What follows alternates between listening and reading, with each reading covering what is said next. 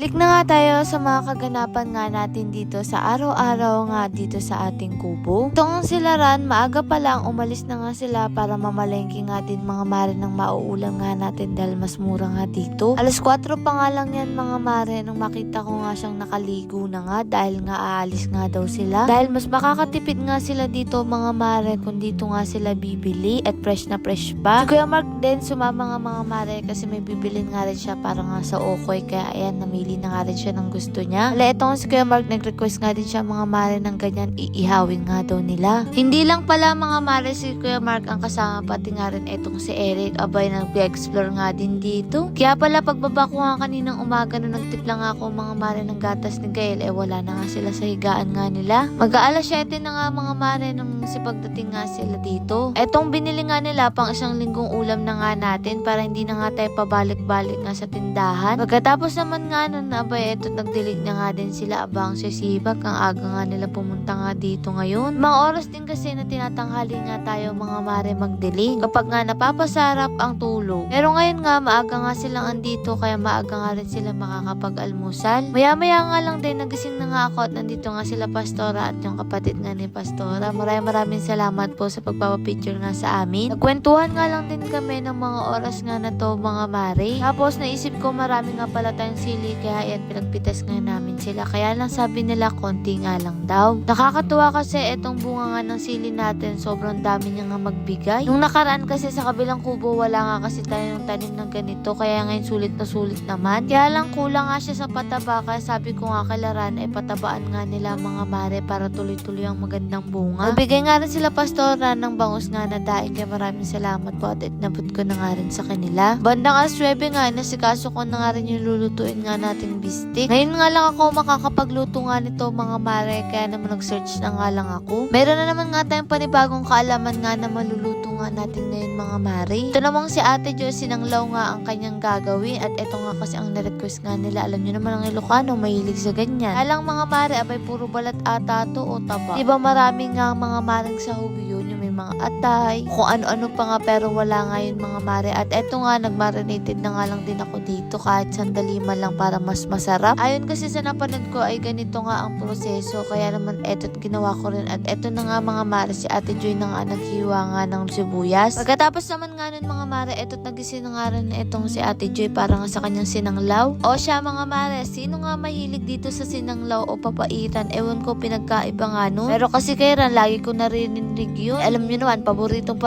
niyan basta pag siya na malengke hindi yan nawawala kaya eto't kumuha na nga rin siya ng sili para doon para mas malasa. Eto nga ang kagandahan kapag may tanim ka nga sa iyong bakuran anytime pwede kang kumuha at mamitas. Tipong hindi mo nga kailangan i-stock sa rep kasi nga mga mare kapag ini-stock mo ay nabubulok pero eto't pipitas ka kada luto mo diba mas maganda yun. Ito namang niluluto ko pinakukuluan ko na nga rin mga mare at may dumaan nga palang scramble kaya naman kumain nga kami at bumili. Lagi nga namin etong si Eric niloloko pero game na game pa nga rin siya at talaga namang tawa ng tawa parang si Kuya Noli lang din. Bumili nga rin silang mani kaya nilagay ko na nga rin dito sa palayok para mamaya ay mailuto na rin at eto nilagay ko na nga tong sibuyas kasi patatapos na. Nalang na nga rin ito ni Eric nga mga mare. Maganda rin nga rin may palayok nga tayo kasi mabilis din nga siyang maluto. Sa wakas nga at makakakain na nga tayo ng pananghalian kaya naman sabayan nyo na nga rin kami mga mare dyan sa inyo. Pinagsantukan ko na nga etong si Ran at si Agatha nga mga mare para sabay-sabay na nga kami pero sila mas gusto nga nila tong sinanglaw dahil nga tama rin naman dahil may sabaw nga ito mga mare at ganito naging itsura niya wala rin talagang mga atay. Namiss ko nga rin talaga yung nandito nga tayo mga mare kasi matagal-tagal nga rin yung nawala nga tayo halos isang linggo pero kahit ganon dito pa rin talaga tayo babalik at babalik.